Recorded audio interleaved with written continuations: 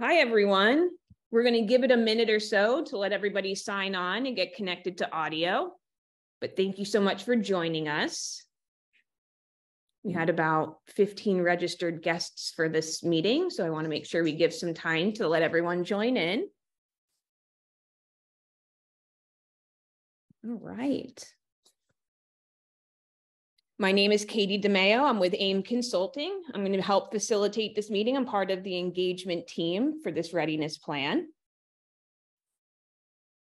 And so with that, I'll have Taylor bring up our screen and our PowerPoint. Looks like we're getting most of our guests in.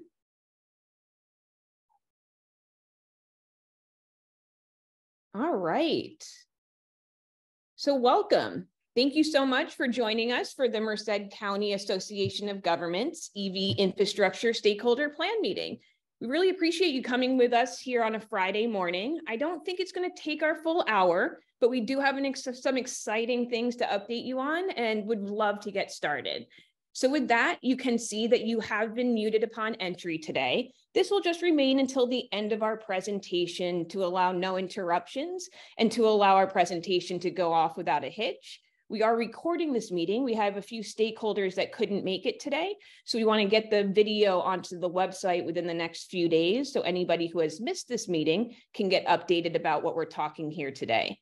We're going to have plenty of time at the end of the presentation for questions and answers. You can use the chat box to ask these questions. You can raise your hand and become unmuted and talk with us directly. This is going to be a very open and easy meeting. We're just excited to have you all here today. And so with that, I want to start off with a few introductions. As I mentioned, my name's Katie with AIM Consulting. I also have my associate Derek on the chat box function. So if in case you have any technical assistance, you can chat with him there. We also have from MCAG, we have Blake Dunford, our associate planner. And with our consultant team, we have the Clean Mobility Manager from Wildan. We have Taylor Bridgeleo. And so with that, I'm going to encourage you to introduce yourself in the chat box. We would love to know your name, your organization, what city you're with. And with that, we'll go to the next slide and do a really quick review of our agenda. And so again, today we're going to go really quickly over our plan overview. We're going to review EV Charging 101 for anybody who has any questions about it. We're going to talk about some EV infrastructure needs. As I mentioned, plenty of time for question and answer session. And then we'll come back to our screen here and give you ways to stay involved in the next steps as this plan takes shape. So with that, I'm going to turn the program over to Blake. Thanks, Katie. So hello, everyone. Again, I'm Blake from MCAG. I'm so glad that you could all join us here today for the Electric Vehicle Readiness Plan. The EVRP is a strategic document, emphasis on strategic. It's a very high-level document that will help guide our region to EV adoption and to reaching the goals set out by the state of California. We're looking at how do we clear the challenges that are both throughout the state and unique to our region, and how do we create a project pipeline? We want to set a clear and easier path forward for our city, county, and stakeholders like you. If I could have the next slide, please. Thank you. So the plan has three main parts. The first part being identifying existing and potential electric vehicle charging sites. We want to see, of course, where the existing sites are. Are they meeting a demand? And what kind of audience are they serving, I guess? This would be the way to put it.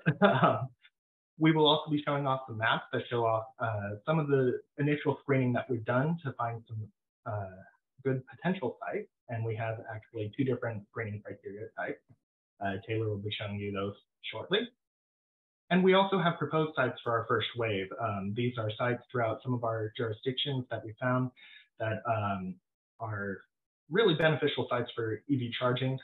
These include public areas like libraries and parks, shopping areas and parking lots, and transit centers. The next part of the plan will address challenges specific to the Merced region, specifically implementation and permitting and policies. One of the things that we're looking at is how do we streamline this process? Now, part of that has been done through state bills like AB 1236 that streamline the permitting process for charging stations. But how do we make this process even easier for our developers and for our cities? We also want to look at leveraging funding and how do we become more competitive for state and federal grant money. And finally, we want to educate and inform the community. We want to talk about what questions we might have about EV or charging infrastructure, but that's also a two-way street. We want to learn about what areas are best for you or for the general public for chargers. And of course, we want to make sure we are being equitable, not only between large and small jurisdictions, but with disadvantaged communities and low-income communities. And so with that, I'd like to hand off the presentation to Taylor, who will give you much more of the technical know-how on how this is going to work. Thank you, Blake. As Katie mentioned, my name's Taylor. I'm Willdan's Clean Mobility Manager. I lead a lot of our firm's work related to EVs and clean transportation. I'm also the lead PM on this project. And so before we get into some of the work that we've done already, I wanted to start by giving you all an overview of EV Charging 101. What are the different types of chargers? Generally, how much do they cost? And where does it make sense to use these different types of chargers? Because every site's going to have, may have a different recommended option. So I'm going to start with level 1 charging. This is when you take an electric vehicle and basically plug it into a standard household outlet. Most EVs that you will buy come with a charging cord that can plug into an outlet. It charges very slowly. Typically, you're going to get 3 to 4 miles of range per hour, depending on the make and model of the car. And so because this is a really slow charge, it only makes sense in a couple of areas, mostly in overnight residential charging areas. In certain multi-unit dwellings, so MUDs we use for multi-unit dwellings or multifamily, this can be an optional low-cost option if there are significant electrical infrastructure constraints to get some type of charging available to the residents. But we do recognize that this may not be enough to really instill a lot of confidence for someone to adopt an EV if their only option is charging at home on level 1. For some people that may work if they don't drive a lot, but if someone does drive a lot, they may not be able to recharge enough overnight, and then they would have to look at other publicly available options. When you're plugging into a household outlet, if you need to install other outlets in some parking areas, that's fairly low cost. I mean, you could be even under $1,000 per port to do that. There's no really upkeep or maintenance for that, but you also don't have any kind of control over that load. So it's one of the downsides to a level 1 charger. And pretty much all EV passenger EVs on the market can use this. The next option is what we call level 2. And this is probably the most common charger or charging level that you're familiar with. We see these in, again, overnight residential places. When people install a charger at home, it's most likely going to be this level 2 charger. This also makes sense in a lot of workplaces or other commercial settings where there's a longer dwell time, where that car is likely going to stay there for a couple of hours. On a level 2 charger, the average power output is about 7 kilowatts. It can be as low as 2 or as high as 19, depending on the type of charger and any sort of load management strategies that are put in place. But at that 7 kW, which is sort of the typical, you're going to get anywhere between 14 and 35 miles of range per hour. And this is a standardized plug type among all the different EV brands out there. All the chargers, all these cars will have a level 2 port that they can take. Now, to install a level 2 charger is much more expensive than just a level 1 outlet. Typically, on a cost per port basis, you could be anywhere between $10,000 and $50,000 per port. We see the higher end if it's a very low quantity of ports at a station where there still needs some infrastructure upgrades. We tend to see the lower costs more at scale, or when you've got a site that, based on its existing configuration, doesn't require a lot of upgrades. There's already some spare electrical capacity to support them. Level 2 chargers can be what we call either smart chargers or dumb chargers. A dumb charger doesn't allow any kind of load control. You plug it in and the electricity flows automatically. These tend to be a little bit lower cost, but you don't have the ability to track the amount of electricity being dispensed or generate revenue from it, or look at any kind of utilization data. So we generally recommend for level 2 chargers to be what we call network chargers or smart chargers. Now, this comes with some additional ongoing costs, anywhere between a couple $100 per port per year to have access to that utilization data, to be able to set charging rates. And that allows you to generate things like low carbon fuel standard credits. And then there's typically going to be some more maintenance with these, anywhere between a couple $100 a year up to $1,000 per year, depending on how well it's maintained. The last level of charging is what we call level 3 or DC fast charging. These are the types of chargers. They're fairly large, and it's where you can start to recharge a vehicle generally between 20 to 80% in less than 30 minutes. So it's starting to replicate that gas station model that we're all familiar with gasoline cars. Now, a couple challenges with the level 3 chargers is there are different plug types. So just like how Apple and Android have different chargers or different ports for your chargers, it's the same story for DC fast charging for electric vehicles. There's 3 main plug types on the market. Right now in North America, the industry is starting to coalesce around what's called CCS1. Think of it as the Android equivalents of a charger type, or USB-C, where we're starting to standardize around that.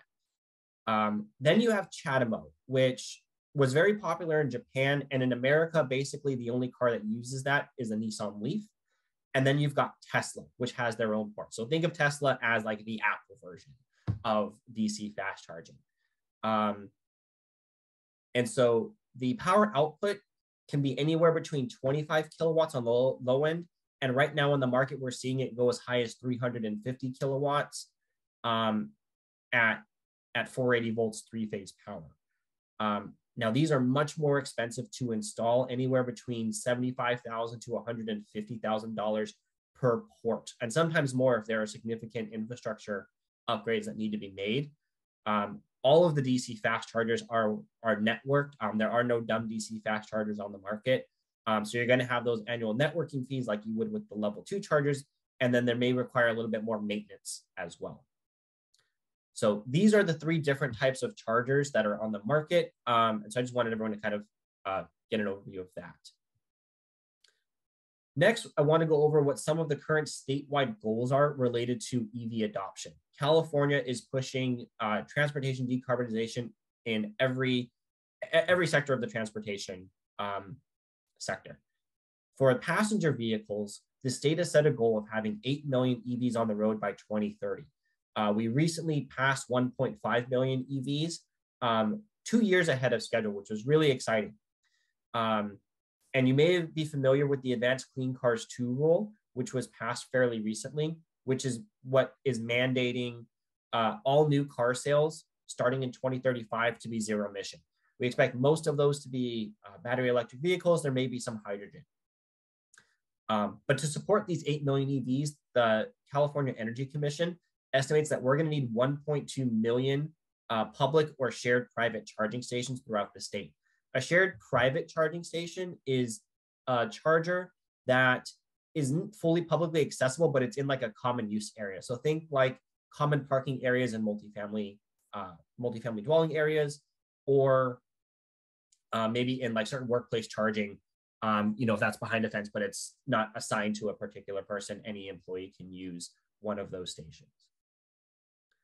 So that's what's required at this. That's what the state needs in the next 7 years. So what does that mean for Merced County? So the cities and the county are going to be really key players in helping to create an accessible and reliable EV charging network. Right now, there's like about 80 chargers total in the county. Most of those are DC fast chargers, and there's some level 2 chargers. And there are some areas within the county that really don't have any chargers right now. In order to meet the 8 million EV goal in the state and those 1.2 million chargers, if we were to scale that down to just the county, we would anticipate anywhere but around 50 to 60,000 EVs registered in the county by the end of the decade. And that can require anywhere between 2,800 chargers and 8,500 chargers, depending on the type of charger that we put in. So we went over the different charger levels already. The state, that CEC estimate of 1.2 million was very focused on level 2 chargers, and only a small fraction of those were assumed to be level 3. But there's a lot of funding out there right now for level 3 chargers between the federal infrastructure bill as well as some other state programs. And so we wanted to understand, well, what would happen if we put in more DC fast chargers instead of level 2 chargers? And we referenced the new construction building code that says you can basically swap one DC fast charger for 5 level 2 chargers. And so that's how we get that lower end and that high DC fast charger pathway, where roughly half of the chargers are DC are level 3. It can bring down that total number of charging stations down pretty significantly, but they also cost about 5 times as much. I also want to emphasize something. These targets that we've put together are exactly what they are. They are targets. This is not a prescriptive requirement by any means for any part of the county to have a certain amount of chargers. It's basically, think of it as different ways we can build out that infrastructure to support the amount of EVs we expect to be in the county by this time. At the end of the day, right, you're going to need to figure out what is the right mix of charging to meet the needs of your community. So you may be anywhere between some of these targets, depending on what makes sense for you. So now that we have a sense of about how many chargers the county might need, the next question is, where should they go? And so we've taken a first pass at this, doing a little bit of analysis at evaluating different parcels, or basically all of the parcels within the county, using a variety of criteria to say what type of areas make sense for EV charging. And so with the graph that, or with the map that you're seeing here, we focused, we developed a suite of scoring criteria that really prioritize these dense urban areas and major travel corridors, which is really what you think of for that first priority EV charging needs, so that they can support really the most drivers at once. And the type of criteria that we included are proximity to existing EV charging stations to try and expand the breadth of them throughout the region. What is the existing EV ownership? Do we need more chargers to support the EVs there? Is there a lack of ownership where chargers can help spur that adoption? We looked at things like population density, income levels, disadvantaged communities for equity, as well as different types of employment locations, land use types, the size of different parking lots, and then how close are you to these highway exits. On the map that you're seeing here, the yellow areas are what scored the highest, and the darker blue and purple areas are what scored the lowest. So you can see a lot of the cities, particularly right around the 99, are really what scored very high. You're also seeing some higher scoring areas along the 5, also near those urban areas. Now, we do recognize that the Merced County region is very diverse. There's a lot of rural areas as well that maybe that suite of scoring criteria that we put together doesn't adequately meet their needs. And so we wanted to do a second scenario that puts a little bit more priority on these more rural areas, basically flipping some of the way that we weighted some of these criteria. And so that's the map that we're seeing here. And so we can see, again, yellow is scoring high and those darker blue and purple areas are scoring low. So we're seeing under this scenario, to help serve these more rural areas, we're seeing a lot of higher scoring areas that are farther away from those major travel corridors and those denser urban areas. And so these could be areas to look to help prioritize EV charging in these more rural or underserved areas. And lastly, just to go over some of the other work that we've done, we've already started some engagement reaching out to the different jurisdictions in the region to understand what sites they may already be thinking about to support this public EV infrastructure. We focus this specifically on publicly owned sites so that at the end of this plan, basically the recipients of this have some projects that have already been partially developed that they can then take on to go to implementation. We wanted this plan to be actionable and implementable for our client and their stakeholders, which is why we focus specifically on sites that these cities had control over. And so again, we've got a mix of parks and libraries and parking lots, different amenities. We're still working on doing outreach to a couple of the different jurisdictions. So we've got a starting, we've got some sites that we're going to start. We do want to continue to this outreach to see what other sites we may want to consider.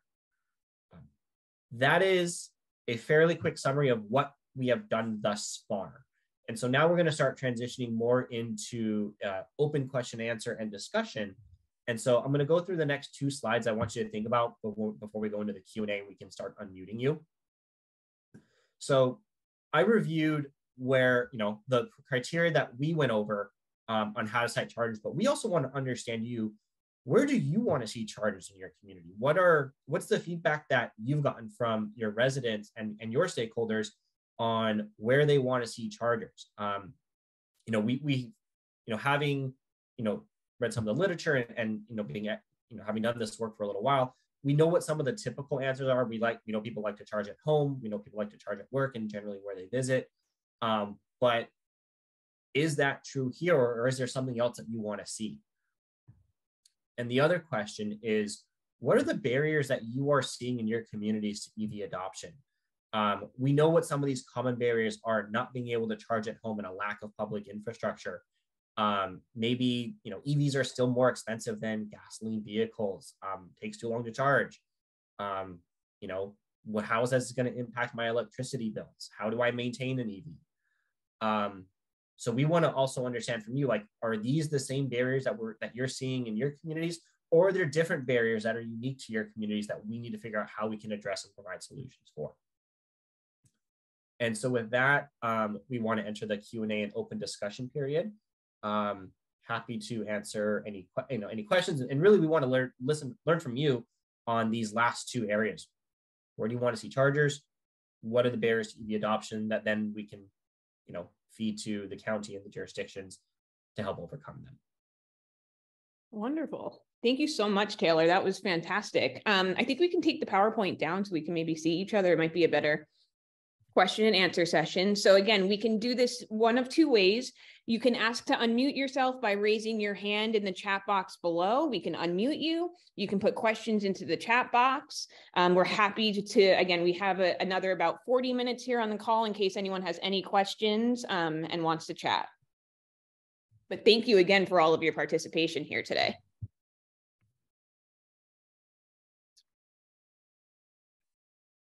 And really, if nothing else, we just would love to hear what you guys are hearing from your community members about some of the barriers to some of these charging stations and some of this infrastructure plan. All right, Jose. Morning, everyone. Great presentation. That was a great overview. I love that map that you put up, and I think, and I'm coming from the transit background, and just how we're having to start converting some of our fleet. And I think a lot of our fleet in the western side of the Merced County is probably going to end up staying on the smaller scale, like cutaway buses, not the big 40-foot buses that you see at big cities. I think the thing that stood out and yelled to me was the intersection of 33 and 152. If there's maybe some sort of planning from Dos Palos, the county, on maybe implementing something at that intersection, that would be great. And I think from the bus side, we would love to be part of that conversation. It's just an area that really stood out on your map, and I think it would be just future looking.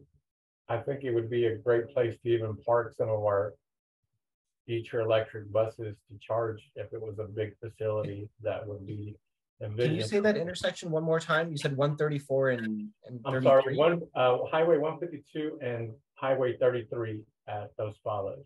33 and 152. Yeah.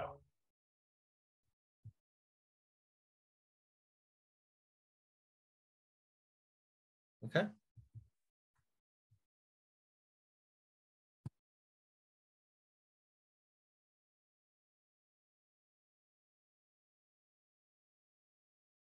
Araceli. I apologize if we didn't pronounce that right. Okay, there we go. There you go. Hi, can you hear me? Yes, and I do see we have a question in the chat box. I'll get to that after this too. Oh, okay. Really quick. So great presentation. Super educational for me. Not really having a big background knowledge on this. So you presented it in English, which was super helpful. Some of the questions that I think came to mind, as far as like the locations where to go, it might be helpful to do some community outreach to get more of an answer, because I do see them throughout town, and I think they're already pretty like strategically placed. The other question though, and I don't know who it would fall under, but how do we plan to hold the vendors of the charging stations accountable to make sure that they're maintaining the charging stations? So for example, at the county administration building, we have 2 charging stations. One of them has been unavailable and under maintenance for like over a year. I went on baby bonding and came back and it was still not available. And then I went through my history and I had actually sent them a request to fix it like over a year ago. So I'm not making this up. I have the documentation. So I know that I believe you. And I'm not sure, and I'm sure that I don't think that was touched upon in this presentation. I'm sure it's been thought about, and how do we incorporate that into all this? But I think one of the biggest barriers, aside from what you've already hit, is also holding vendors accountable to maintain them, because what good does it do to have all these charging stations if they're not going to be operable? Because then, and if that's the case, honestly, it's not going to be sustainable to have all of these electric vehicles driving around. I think they have a great purpose. I think there's a lot of benefits to them. But with this one but big problem, it kind of takes the what do you call it, that intriguing feel about it, I guess, you know. So I think overall the presentation was great. You've hit a lot of great marks, but I was just curious about that piece of what the thoughts are. Yeah, I can attempt to respond to that on the fly, just to have a discussion. So there are a variety of different owner-operator models out there, which kind of makes this field so fascinating. And so the O&M usually falls on whoever owns that station, generally. So if the county owns the station, the county is technically, in absence of any other information, the county would be responsible for operating and maintaining it. So we can add it to the never-ending list of work orders that your county staff already has. Probably not a very successful approach. So there are vendor-owned and operated models where if the vendor is actually the owner and operator of that station, and let's say you're leasing out your space to them, now with that, the vendor would likely retain any charging revenue that they generate. So now they're incentivized to keep that running, because if that charges down, they're not making money. So there are these different ownership models that we can think about, for different site types and what makes sense. And if the county wants to own and operate and let's say keep any charging revenue or offer it, at a discounted or free rate as a public amenity, the county can also then look to contract out a service agreement to whether the charging vendor or another third party, where then they become responsible for it. And then you get into that contract language of, okay, what are your response times? How long is it going to take you to repair this? Are there going to be liquidated damages if they don't hold up their end of the bargain? Those are different strategies that we can think about. And every site may be different, right? And Jose was talking about his fleet earlier, right? O&M for chargers on a fleet are going to be a little bit different, probably even more important than something that's publicly accessible.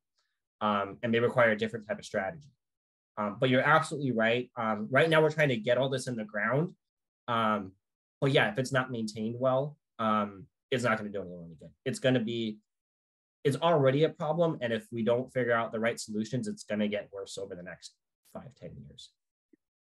And kind of thank you for that. And I have kind of inquired. I do believe that, for example, in our example, we are contracted with somebody, because I have to always submit a help desk ticket type of deal.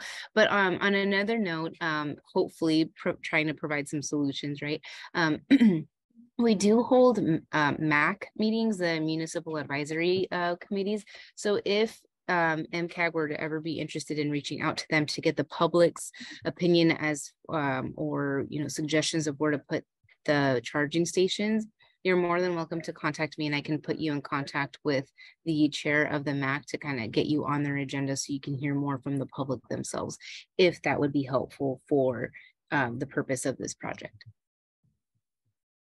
Yes, thank you for that. I'm sure we'll be in touch shortly. Great. I know Anissa had a two-part question in the chat box. She wanted to know, do these charging stations currently exist at places like Walmart, Target, major shopping centers? And the follow-up question, will our city require that the major shopping centers have them installed? Great. I know everyone's been reading a lot about this recently. Yeah, so I don't have a map on hand on where the chargers are existing. I think we've pulled an image off of PlugShare. PlugShare is basically one of the more popular apps out there that show all the different charging stations. So you can always look to see what charging stations are available in your area. I think we had a screenshot to that in the report that we sent to Blake. So that's something that we could send to you. Send us a follow-up. We'd be happy to send that to you so you can get a visual sense on where the existing ones are. I do think, again, it's a lot of DC fast charging along these major corridors, the 5 and the 99. I don't know where the level 2 ones are just off the top of my head. In regards to the follow-up, the answer is maybe. And I say maybe because there are the latest versions of the new building code do require a certain amount of EV charging to be installed as part of new construction. So any new developments will require a minimum amount of EV charging to be installed. And it's usually a percentage of the parking lot. And so that's how it's figured out. You can require a little bit more if you choose to adopt tier 1 or tier 2 requirements. Regarding existing buildings, the latest building code, so the one that was passed in the 2022 cycle that came into effect January 23, does have some trigger requirements for existing multifamily properties, such that if you do work in the parking lot that requires you to pull an electrical permit, 10% of the affected stalls have to have EV infrastructure, not necessarily the charger, but you have to have the panel and the conduit put in place. And I do believe that the mid-cycle update, based on what we've seen, will likely extend that requirement to other commercial facilities. But again, it'll only get triggered if they're doing parking lot work that is pulling an electrical permit. So that's sort of the catch. So it's a maybe. It is really difficult to mandate existing commercial or existing buildings to install this because it is a lot more expensive to put it in something that's existing rather than to put it in the initial construction. That is where levers like policy and funding and financing help to let the market, have those owners incentivize it themselves. I think I've seen stuff where like Walmart is looking to install chargers in all their lots. You're seeing a lot of quick service restaurants follow the same model. So they're doing it for their own sustainability reasons, and maybe they see a revenue opportunity. Maybe they're using it as a differentiator to their competitors. Hey, if Taco Bell has a DC fast charger and McDonald's doesn't, they're across the street from each other, and I need a charge, right? I'm going to go to Taco Bell, right? So maybe they're using it as a competitive advantage. A lot of interesting ways that the private sector is thinking about this. Excellent. Those are great questions. Again, we have about 30 more minutes to be on the phone here, or on the Zoom here. If anyone has any questions, feel free to raise your hand, put it in the chat box. If they want us to go back to any slide in the presentation and review anything, we can do that as well. But again, that was our presentation, and we just really appreciate everybody joining us today. So I'll keep this open at least for the next 5 or 10 minutes. And I'll sit in awkward silence for a few minutes. Oh, Danny, wonderful. Hold on.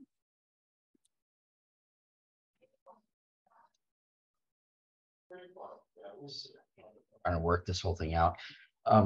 So for the city of Gustine identified a few locations for potential charging stations in the initial request that came across.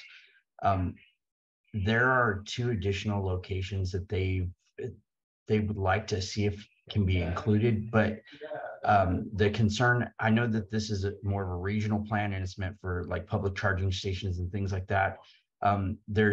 There's some public spaces in front of their existing PD station that they'd like to have some charging put there. They know that PD will most likely use it because they already have electric vehicles that they currently plug in at a level 1 situation.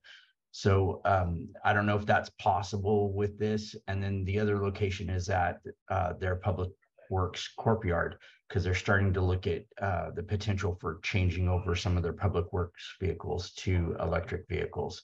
So both, of course, would be available to public because they're outside in open parking stalls, but for the most part, they would be utilized by city vehicles.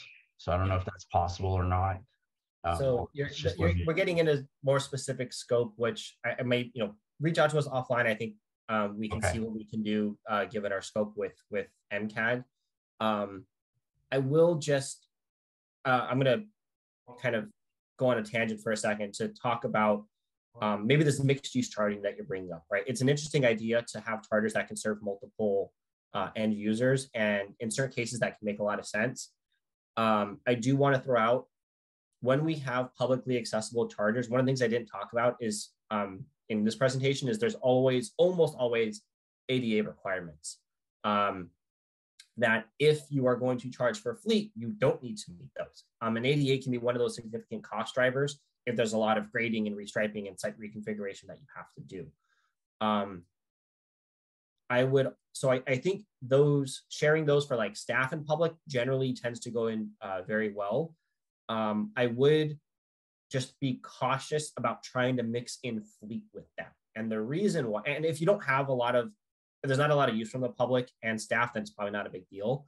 But if you start to use that for fleet, or if you think you're going to use that exclusively for fleet, and then you need to think about, well, what happens if the public or the staff is using it? So how do you manage the availability of that charger so your fleet can still operate, because you still have to run the city, right? That vehicle's got to get charged because it's got to go out and do its job. So it's an interesting idea, and there might be situations where that makes sense.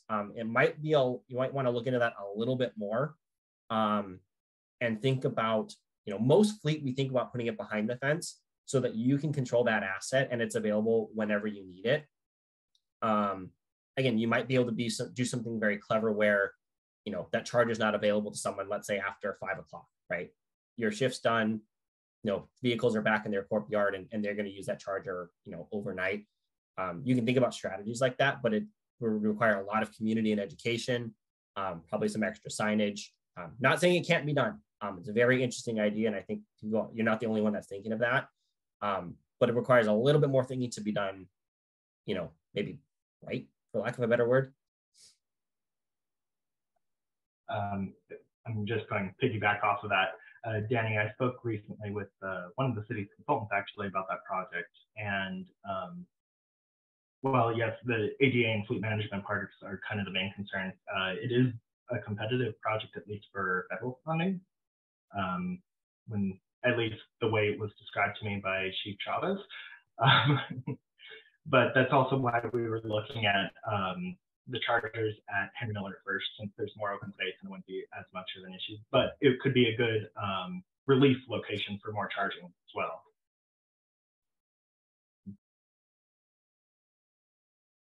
Great question. And yes, and so we will be able to email the presentation out. I don't see any issue with that. We're going to put it on the website anyways with our kind of meeting summary and our video. So we'd be happy. And again, if you know anybody who has missed this presentation today, please reach out to us. Please let us know. We are going to be, again, putting this entire presentation onto the website. So they should be able to visit the website that's right in our chat box here, watch the video, see the presentation, and then again, be able to engage with us from there. Great. Again, this is Elizabeth, MCAG. I just I'm hoping just to hear a little bit more, but I guess they can get back to you after, like Karen from UC Merced, if you have, any feedback you guys would give as far as barriers. I know you have students and you have faculty, and then I know other groups are with other areas. So, and Lynn, if you had some information, I think that would be really helpful too, because you guys just have very different perspectives. So feel free if you don't want to chime in now. We really want your feedback. We really do. Absolutely. I do. We have Martha's back in the chat box here. And we do have the survey that's live as well, right, Elizabeth? So they can take the survey. They can let us know some more input through there as well. We'll get that link into the chat box. I can pull it up real quick too, just so that it's. But yeah, again, we're really wanting to understand some of the barriers and challenges. Yeah, I think maybe just to prime that barrier conversation, I believe, Elizabeth, it was you in one of our meetings that said that one of the things that you've heard is a concern from residents on how adopting an EV is going to impact their electricity bills, because their electricity bills are already so high in the summertime. Admittedly, that was the first time I've heard that was an issue, because usually it's you're going to save money by going to an EV over a gas car. And so that was the first time that I heard that as a barrier. And so I'm really interested in seeing how much you're seeing that resonate in your communities. I had Martha had her hand up, so yeah. and then we'll have Karen after that. That's great. Good afternoon. My name is Martha Armas Kelly, and I reside here in Merced. And my work has been primarily in transportation and equity and environmental justice. I work with Catholic Charities Environmental Justice Program out of Stanislaus, but I reside here, and I sit on several committees, including Caltrans District 10 Transportation Advisory Council, and for the state equity and inclusion groups. So my real concern is that I understand, that's great that we're bringing EV. I'm all for it.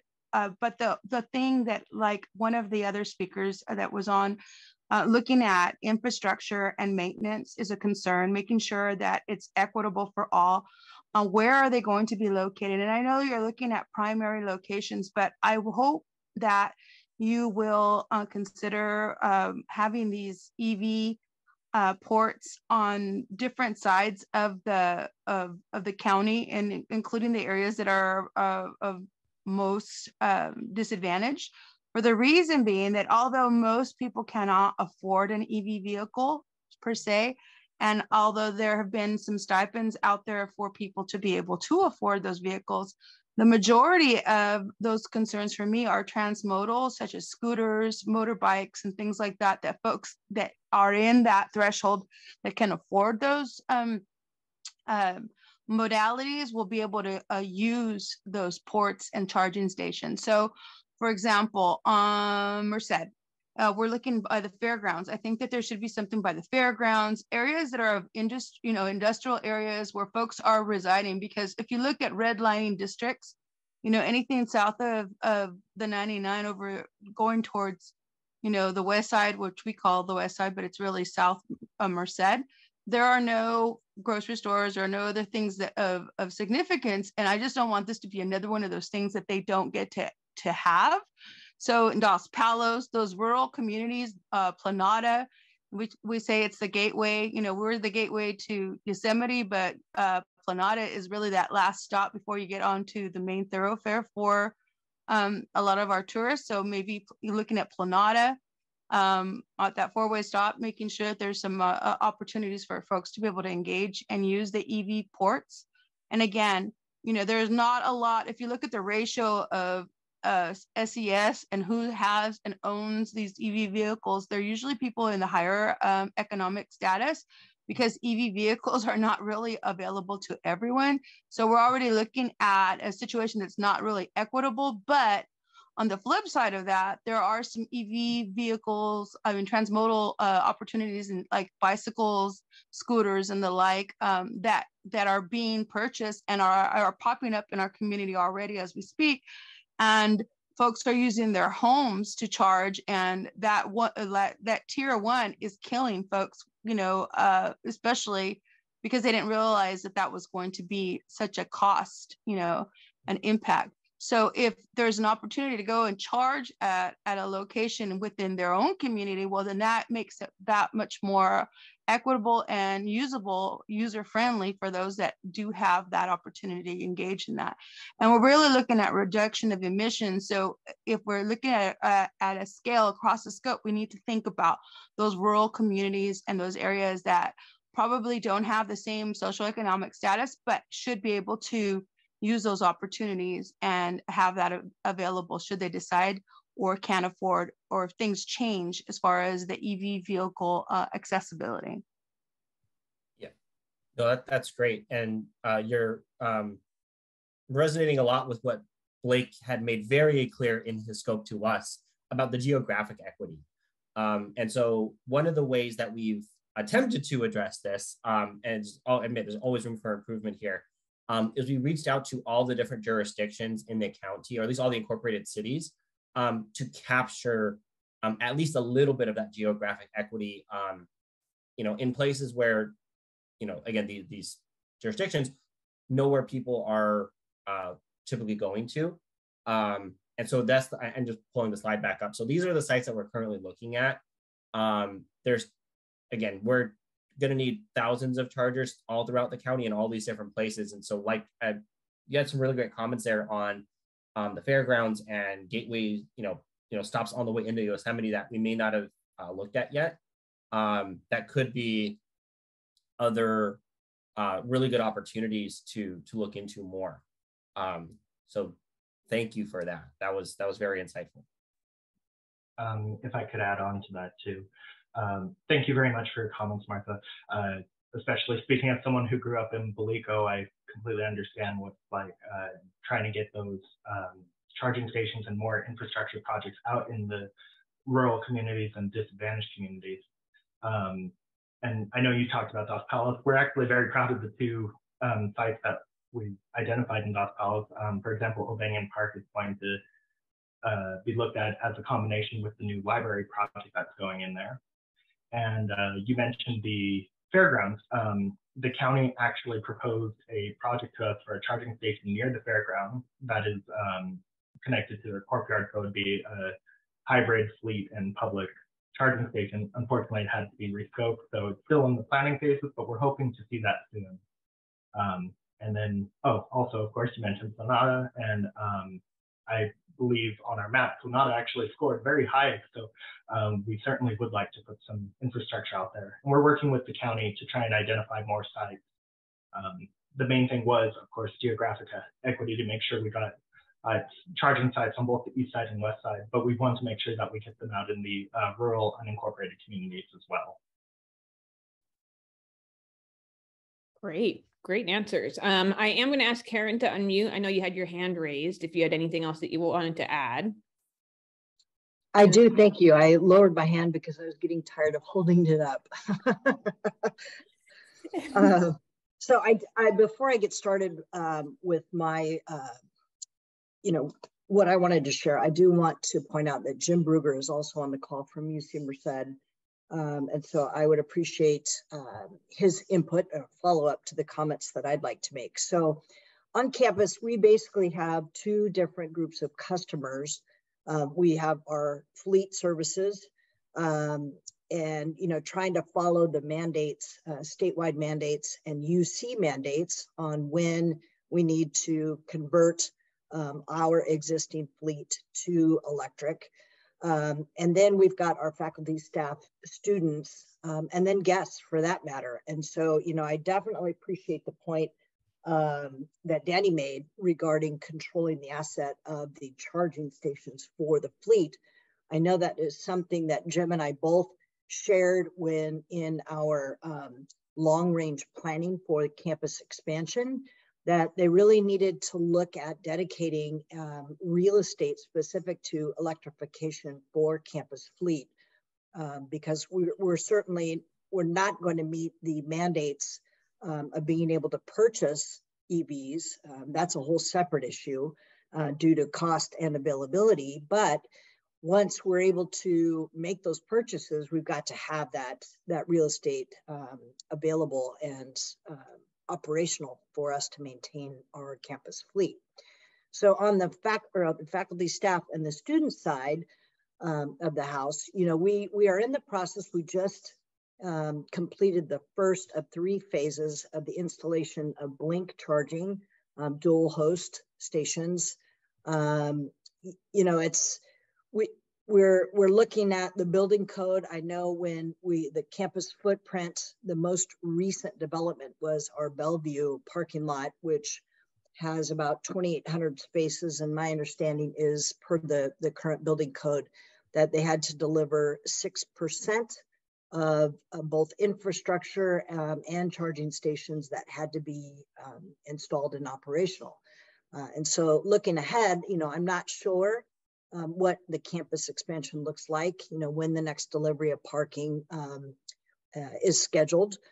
So then that leaves us thinking about, okay, well, what are we going to need to do to retrofit, if we need to, existing parking that is under a completely different building code. And then, of course, we touched on the cost of pulling that infrastructure after the fact.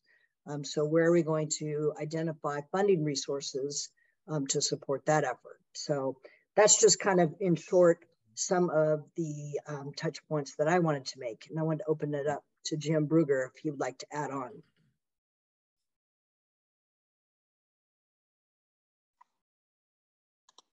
Okay, sorry, it took me a second to get off mute. Thanks, Karen, I appreciate that. Hi, everybody. And yeah, Karen, you pretty much nailed it for the most part. I think that some of the other challenges we have as a campus revolve around the color of money to some extent. How are we going to fund these? And infrastructure is a big piece. We are currently engaged with 2 different studies. We have hired a consultant to do a long-range, basically utility infrastructure master plan to inform the next phase of campus development as we push out toward 2030 and beyond.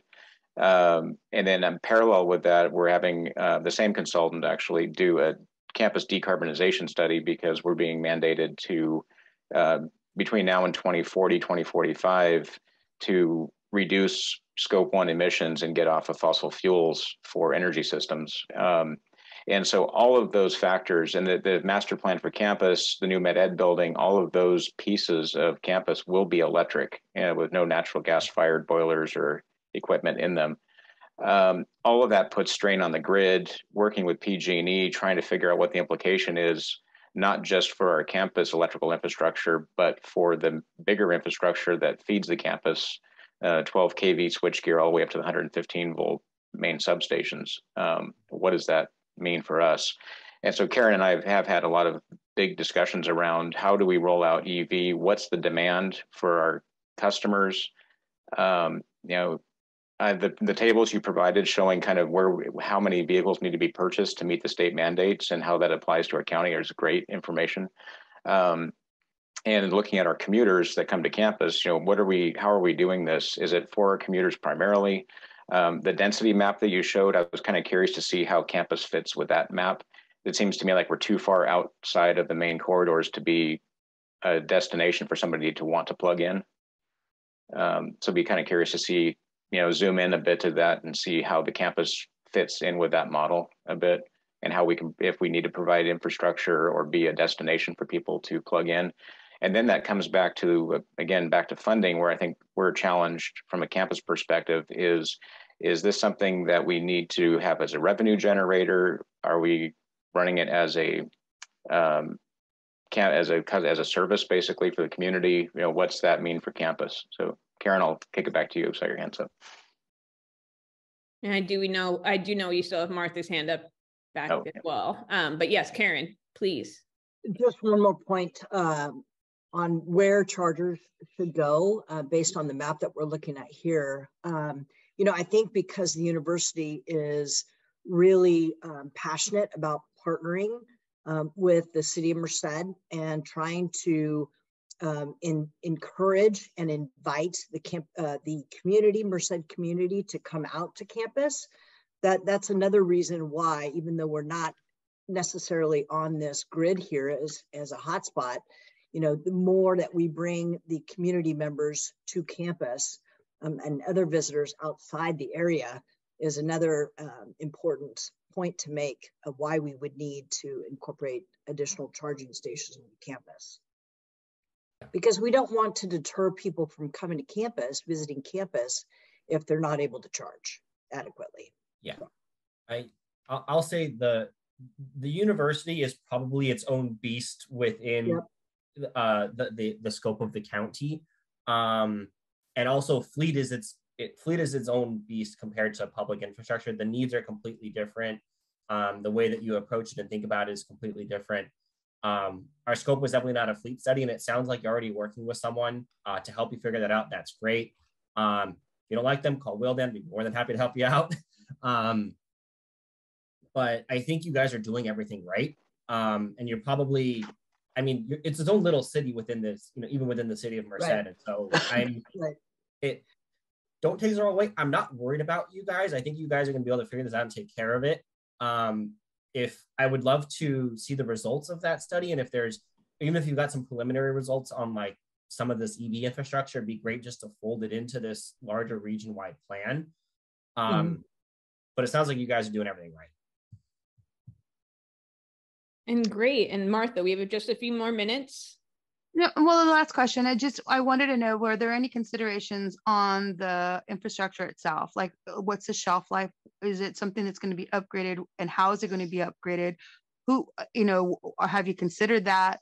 What are the costs, if any, if there are any kind of upgrades that need to be done on those EV ports? So sure. that was just kind of something that I was thinking, because I mean, you're going to put this mass plan to put all this out there.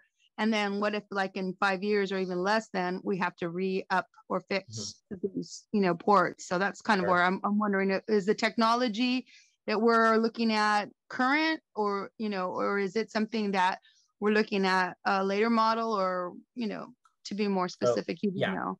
So I think, and somebody also wanted to maybe comment to the city of Merced, kind of, you're getting into this concept of future proofing.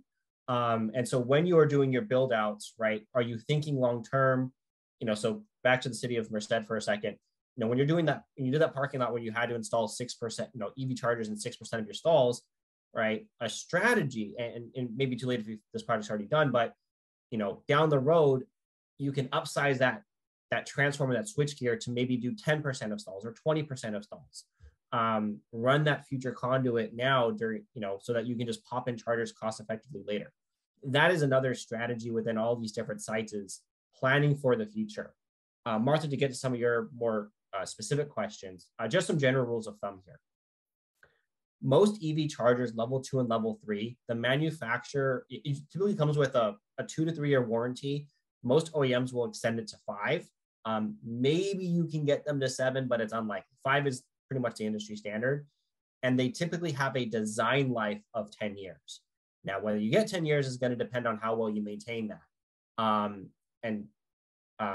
There are some chargers have been in operation, 10, 15 plus years. They're probably the dumb chargers that don't require any tinkering with. That's from what I've seen.